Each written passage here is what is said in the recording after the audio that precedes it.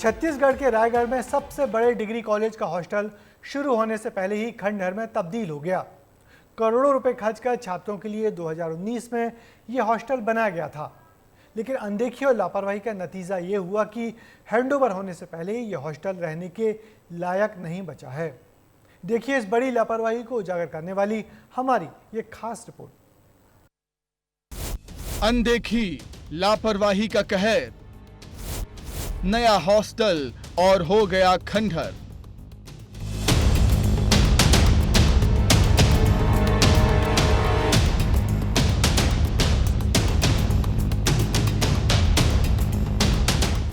यह है रायगढ़ के सबसे बड़े सरकारी कॉलेज का हॉस्टल।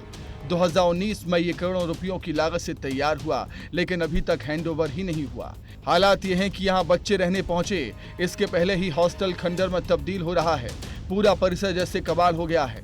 बाहर से देखने पर झाड़ी जंगल नजर आते हैं। दरवाजे खिड़कियां चोरी हो चुके हैं, दीवारें दरक रही हैं, टाइल्स टूटे फूटे हैं, नल गायब हो चुके हैं, पंखे कहीं नजर नहीं आते। हर तरफ सिर्फ गंदगी और बर्बादी ही नजर आती है। ये हॉस्टल का मुख्य द्वार है। मुख्य द्वार की भी क्या हालत है, ये तस्वीरों के माध्यम से देख सकते हैं। किस प्रकार से चोर है, इसे भी चोरी करने का प्रयास है वो कर रहे थे। यहाँ की भी ईंटें है वो निकाल रहे थे। जैसे जैसे भीतर आएंगे, ये जो हॉस्टल है खंडहर किस प्रकार से हो रहा है उसकी तस्वीर है वो बयां करता है। तस्वीरों के माध्यम से आप लोगों को जो कमरे हैं वो भी दिखा देते हैं किस प्रकार से लगातार खंडहर पर तब्दील होते जा रहे हैं। देख पा रहे होंगे किस प्रकार से जो कमरे की तस्वीर है वो गंदगी से अंबार होते जा रहा है। जहां बच्चियों को रहने के लिए बनाया गया था वहां केवल गंदगियां हैं वो दिख रही हैं।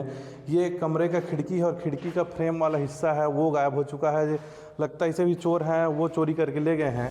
यानी हैंडओवर से पहले ही हॉस्टल खंडहर हो चुका है, जबकि ये शहर में पढ़ने आने वाले हजारों छात्रों के लिए एक सपना था। छात्रावास 2019 में बनकर तैयार हुआ। 100 बेड का हॉस्टल बनाया गया। कॉलेज में 4500 बच्चे पढ़ाई करते हैं। हैंडओवर से पहले हॉस्टल में चोरी हुई।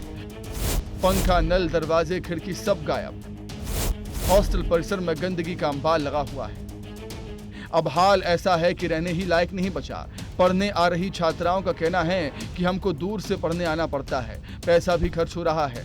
अगर छात्रावास मिल जाता तो हमारा पैसा भी बच जाता, लेकिन अब छात्राओं की शिकायत भी बेअसर होने लगी है। बहुत समय की बचत होगी। हम लोग को रूम रेंट आने के लिए बहुत टाइम लगता है, उसमें टाइम भी वेस्ट होता है और यहाँ पैसा भी कम लगेगा। हम लोग को रेंट में ज़्यादा पैसा लगता है। गर्ल्स को आने जाने में बहुत प्रॉब्लम हो रही है और कभी कभी प्रैक्टिकल वगैरह भी होते हैं तो लेट हो जा रहे हैं। तो रात का समय हो तो आना जाना नहीं हो पाता है। बहुत दूर दूर से भी आते हैं बहुत लोग, तो आने जाने में दिक्कत होती है। समस्या बहुत जा रहा है क्योंकि हमको दूर से आना पड़ता है और जो पैसा है वो भी जा रहा है। तो अगर छात्रावास मिल जाता है तो हमारा पैसा भी सेविंग हो जाएगा।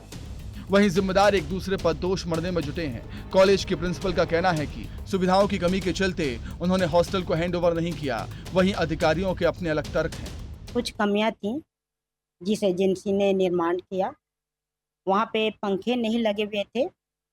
उस समय मैं प्राचार्य पद पर नहीं थी। पूर्व प्राचार्य डॉक्टर A.K. तिवारी सर थे, उनके समय लेने का था। और हमने hostel incharge doctor Sushma Patel को बनाया था।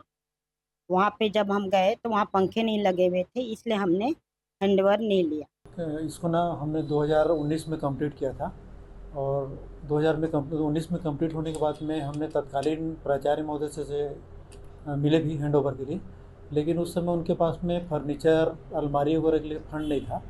इस कारण से हैंडओवर हो नहीं पाया। आज की स्थिति में इतनी सारी चोरियां हो गई हैं, पंखे चोरी हो गए, बिजली के सारे तार ले गए हैं, खिड़की दरवाजे सब उठा लिए, एल्यूमिनियम सेक्शन तक नहीं बचा। तो हमने इसके लिए जिला प्रशासन को सूचित कर दिया है कि वो डैमेज हो रहा है, उसको किसी दूसरे उपयोग में पर ले लें। तस्वीर साफ है। लापरवाही और अनदेखी की वजह से करोड़ों रुपयों की बिल्डिंग कबाड़ हो गई। हजारों छात्रों का सपना टूट गया। लेकिन हैरानी की बात यह है कि जिम्मेदार ज्यादा संजीदा नजर नहीं आते हैं। अब सवाल यही है कि आखिर करोड़ों रुपयों की बर्बादी के लिए जिम्मेदार कौन है?